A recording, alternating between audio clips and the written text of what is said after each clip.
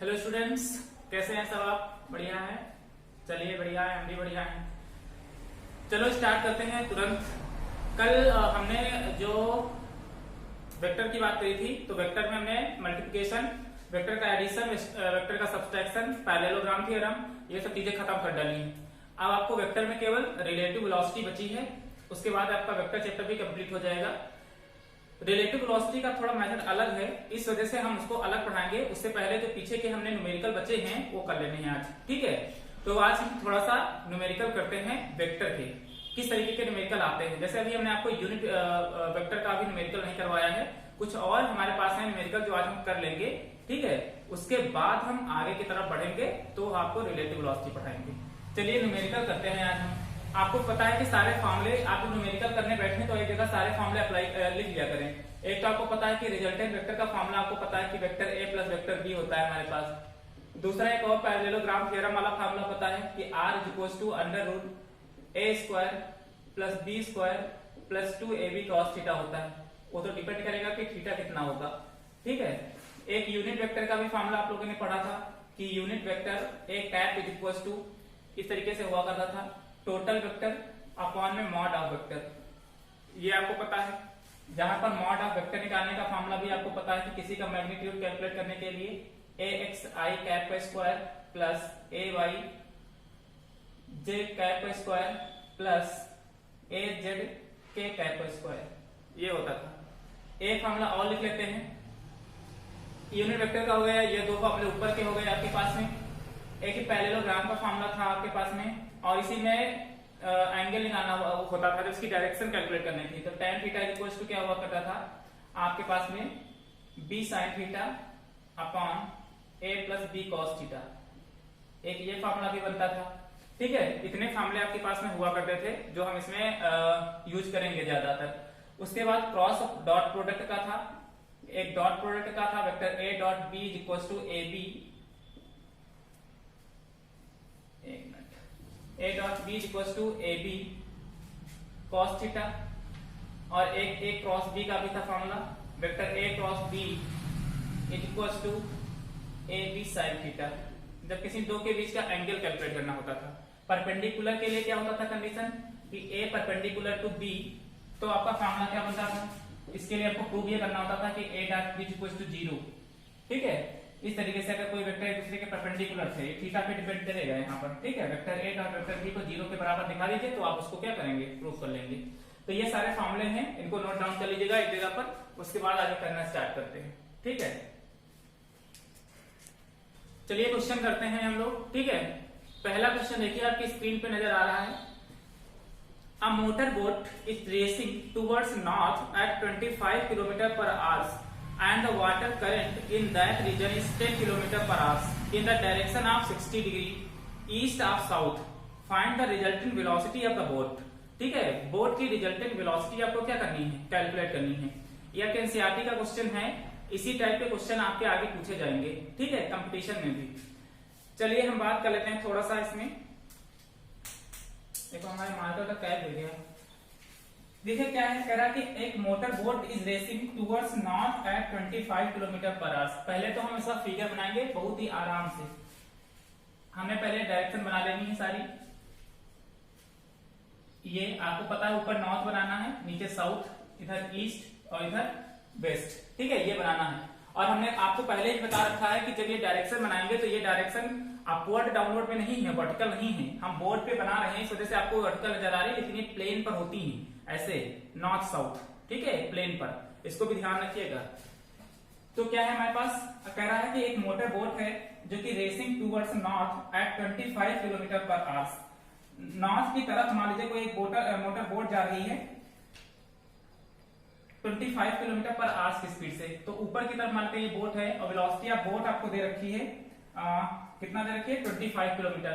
इसको मान लेते हैं 25 km/h, और ये वेलोसिटी ऑफ बोट हो जाएगी, ठीक है?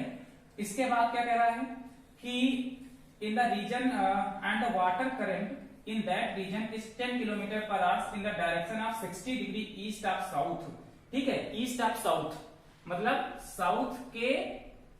साउथ से 60 डिग्री कहां पर? पूरब की ओर। तो साउथ से पूरब की ओर ये होगा कुछ ऐसे, और ये यहाँ से कितना एंगल बना रही है, 60 डिग्री का एंगल बना रही है ये। और ये किसका है, आपको ये किसकी डायरेक्शन दे रखी है, water current in that region. ये वेलोसिटी ऑफ वाटर दे रखी है और कितना दे रखी है, 10 किलोमीटर पर आवर ये दे रखा है आपको। कह रहा है कि east of south find the resultant velocity of the boat. Boat की रिजल्टेंट वेलोसिटी आपको क्या करनी है, कैलकुलेट करनी है।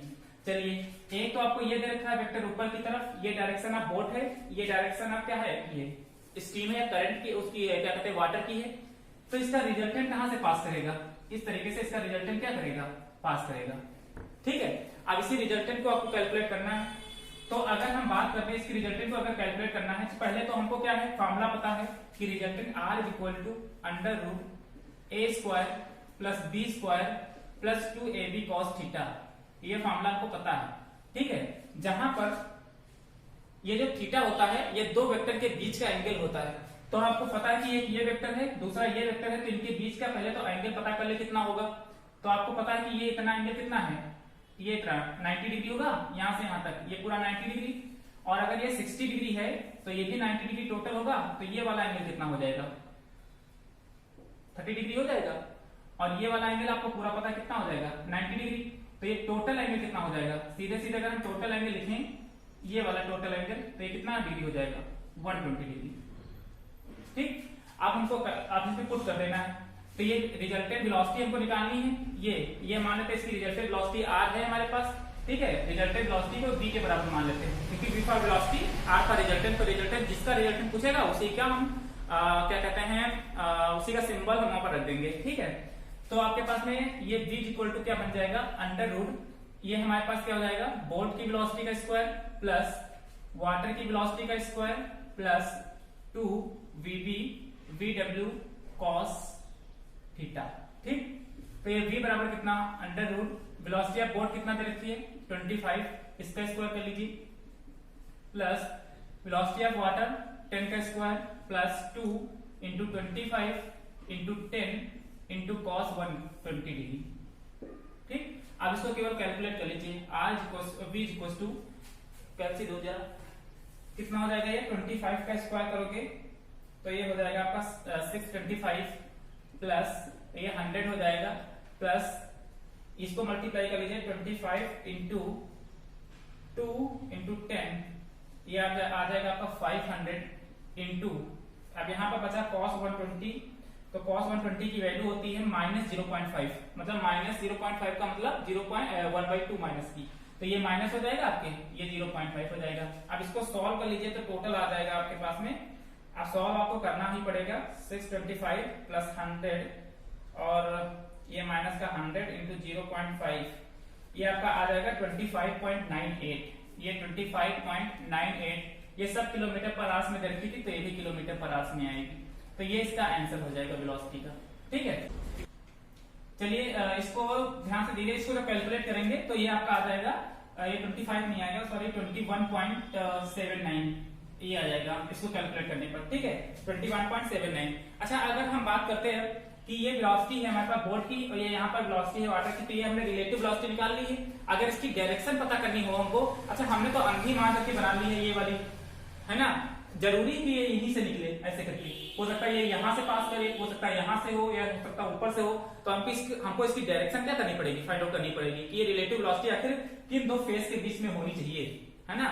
तो डायरेक्शन का फॉर्मूला आपको पता है कैसे निकालना है, theta equal to tan inverse b sin theta upon में a plus b cos theta, ये पता है।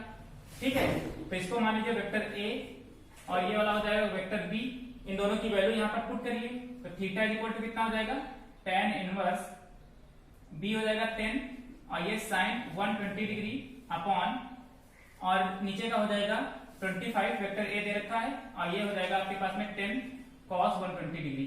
ठीक है, b cos theta, a plus b cos theta.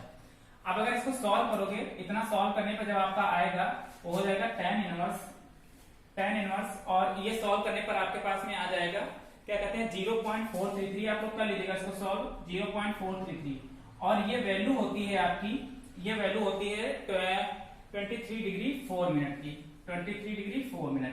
ठीक है, ये अच्छा, ये 23 डिग्री 4 मिनट जो आया है आपके पास में, ये किस तरह से इसकी डायरेक्शन होगी, तो ये डायरेक्शन देखो, डायरेक्शन ये नॉर्थ थी ना, ऐसा हो तो ए से बी की तरफ चले तो ये कुछ नॉर्थ और ईस्ट के बीच में होगी इस तरीके से, ठीक है। इसके बीच में होगी कितना 23 डिग्री 4 मिनट, ठीक है। तो ये आपका आंसर आ जाएगा इसकी डायरेक्शन का।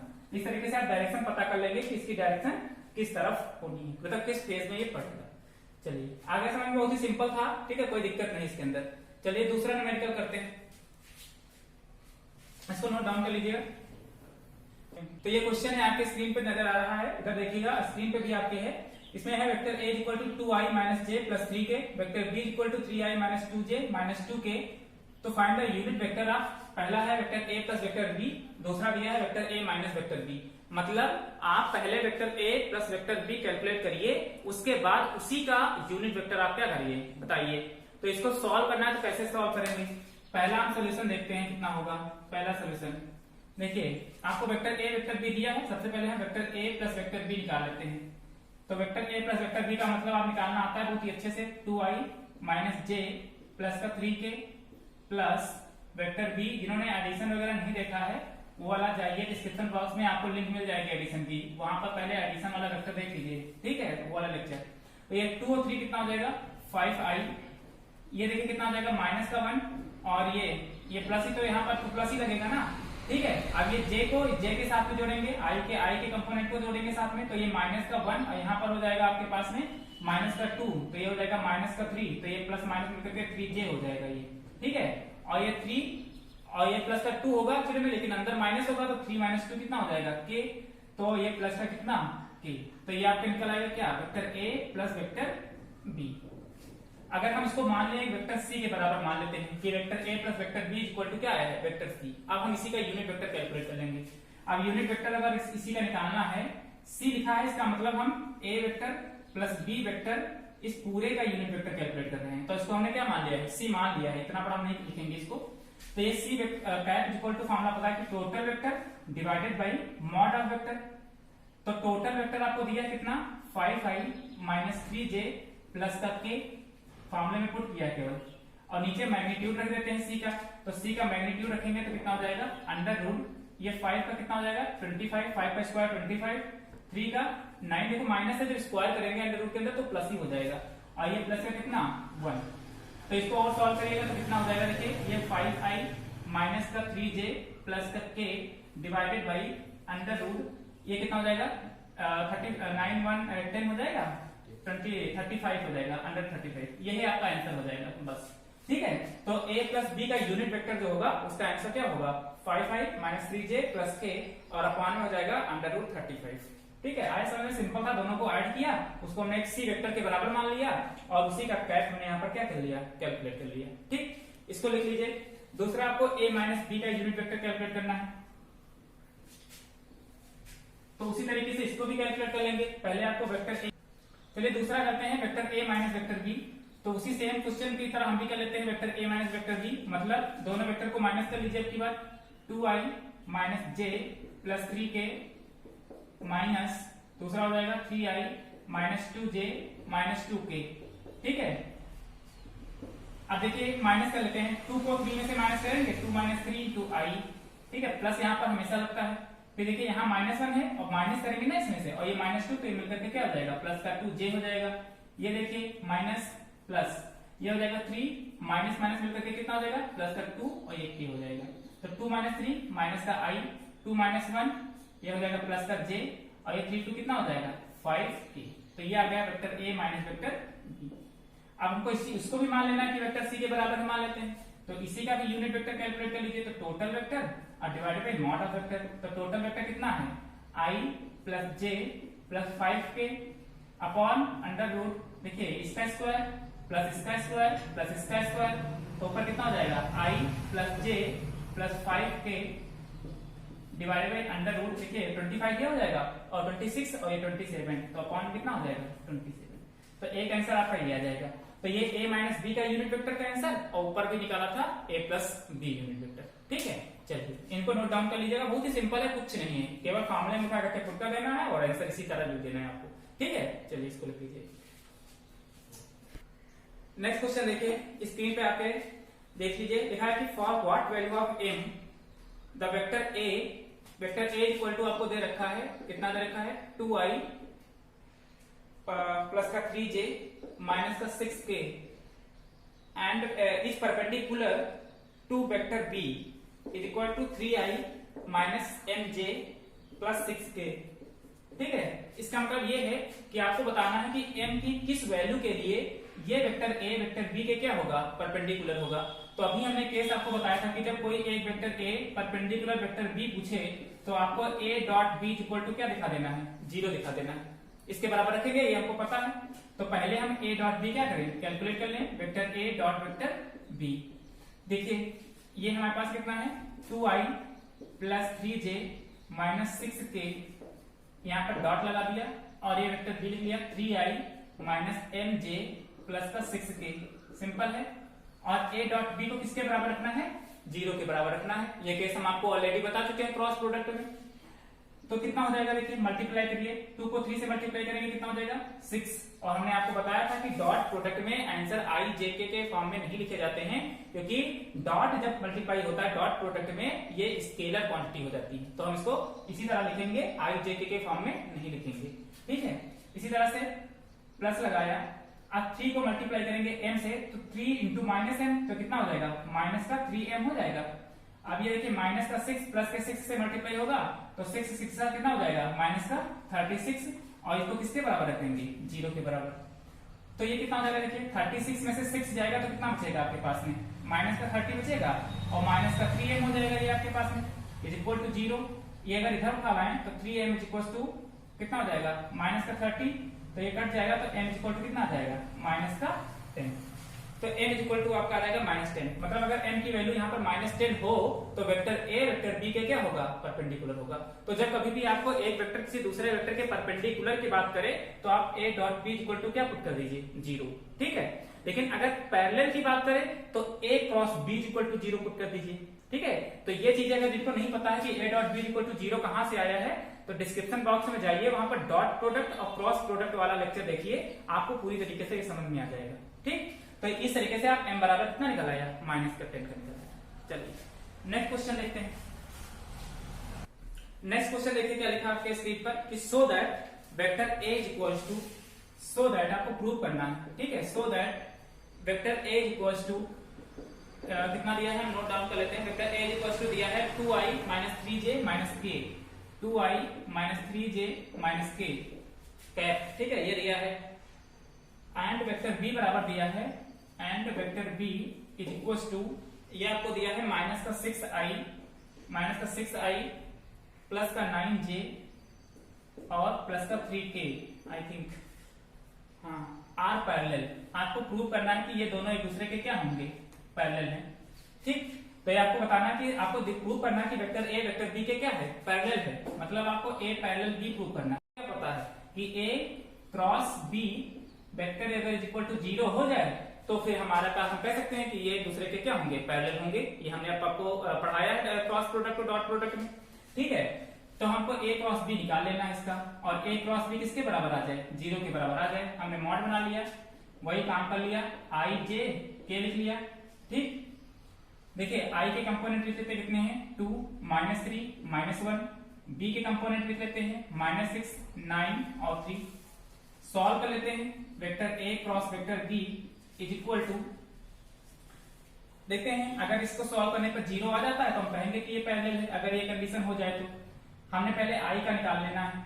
i के हमने कॉलम बंद कर लिया, रो बंद कर लिया, 3 3 कितना माइनस का 9, और ये माइनस लगता है, 9 1 जा 9, तो यहाँ का माइनस और यहाँ का माइनस क्या हो जाएगा, प्लस का 9। अब अगर प्लस लिया था तो अब की बार क्या लेंगे, माइनस, दूसरा कंपोनेंट j वाला हमने कॉलम बंद कर लिया, j वाली रो बंद कर ली। 3 2 कितना हुआ 6, माइनस 6 1 कितना हो गया 1, ये 6 1 6 सॉरी। ठीक है, तो ये 6 हो जाएगा। आप देखिए माइनस लिया था तो अब की बार प्लस लेंगे, ये अल्टरनेट ही चलेंगे, प्लस माइनस करके। ठीक है, अब k है हमारे पास तो k वाला कॉलम, k वाली रो बंद कर ली, तो 9 2 कितना हो गया 18, माइनस 6 3 कितना हो जाएगा 18। ठीक है, माइनस माइनस से प्लस हो जाएगा, यहाँ का माइनस माइनस हो जाएगा। अब देखिए 9 - 9 0 आई, ये भी कितना हो गया 0 j, ये भी कितना हो गया 0 k। ओके, तो सब क्या है 0। तो हम ये कह सकते हैं कि A क्रॉस B, अगर इसका ब्रैकेट ओपन करें तो सब 0 है पूरा। देखो सब माइनस हो रहे हैं, 6 माइनस 6 AP माइनस ये भी 0, ये भी 0 0, तो नेट भी कितना आ गया 0। तो अगर A क्रॉस B किसके बराबर आ गया 0 के बराबर आ गया, तो हम कहेंगे कि वेक्टर A वेक्टर B के क्या होगा पैरेलल होगा। ठीक है, आया समझ में? बहुत ही सिंपल है, कुछ नहीं है इसके अंदर।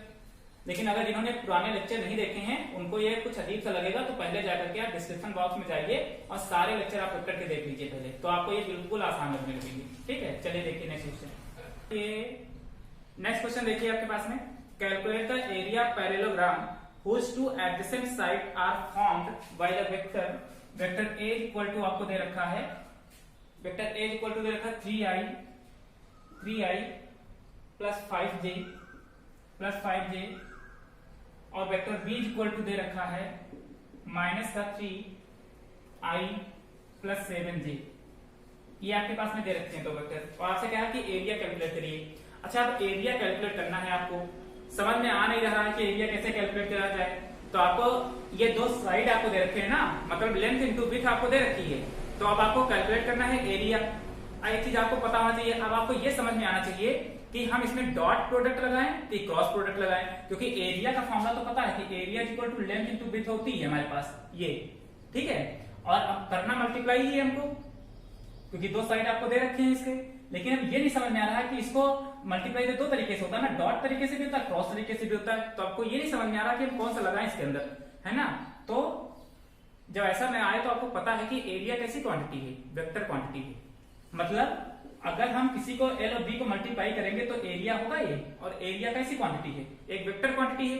इसका मतलब वेक्टर को वेक्टर से मल्टीप्लाई किया तभी तो वेक्टर आया है। तो यहाँ पर कैसा हो जाएगा, ये क्रॉस प्रोडक्ट है। मतलब जब आपको किसी का एरिया निकालने के लिए कहे तो आप वहां पर क्या लगाएंगे, उसका क्रॉस प्रोडक्ट लगाएंगे, क्योंकि एरिया एक वेक्टर क्वांटिटी होती है।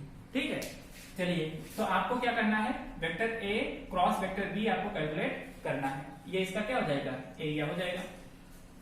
चलिए कर लेते हैं कैलकुलेट, बहुत ही सिंपल है। A क्रॉस B अभी निकालना हमने आपको बताया है कि A cross B equal to mod बनाइए, यहाँ पर I लिखिए, J लिखिए, K लिखिए। इसका लिख लीजिए 3, J आपको 5। अच्छा K नहीं दिया है तो K को क्या मान लेंगे 0। उसी तरीके से इसको -3, इसको 7, यहाँ पर भी K नहीं दिया है 0।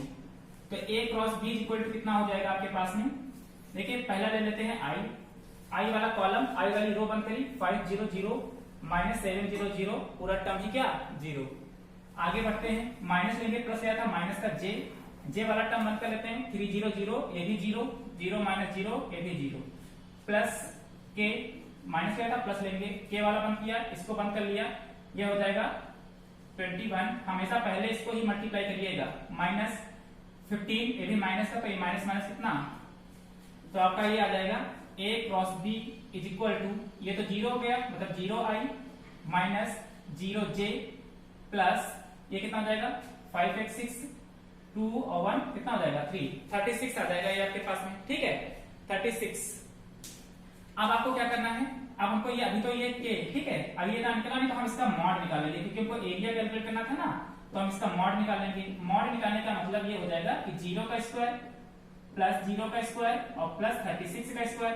तो 36 का स्क्वायर का मतलब क्या है, एक 36 बाहर आ जाएगा, ये तो पूरा टर्म 0 हो जाएगा, तो इतना ही तो बचेगा। तो इससे बाद कितना आ जाएगा 36 यूनिट स्क्वायर।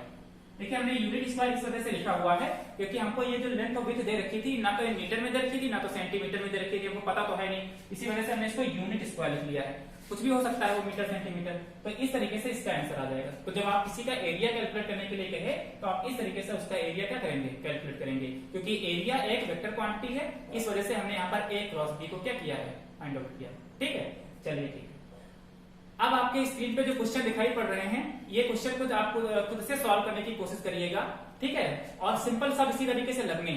बाकी जो नहीं आएंगे तो आप, हमने आपको कॉन्टेक्ट नंबर जो बताया आपके स्क्रीन पे नजर आ रहा है, इसी पे आप कॉल करके या व्हाट्सएप करके आप मालूम कर सकते हैं। ठीक है, बाकी ये क्वेश्चन सॉल्व करने की कोशिश करिएगा। कल हम आपको रिलेटिव वेलोसिटी पढ़ाएंगे और रिलेटिव वेलोसिटी के बारे में बात करेंगे। ठीक है, उसके बाद आपका वेक्टर खत्म हो जाएगा। चलिए ठीक है, आज के लिए इतना है। Okay, bye.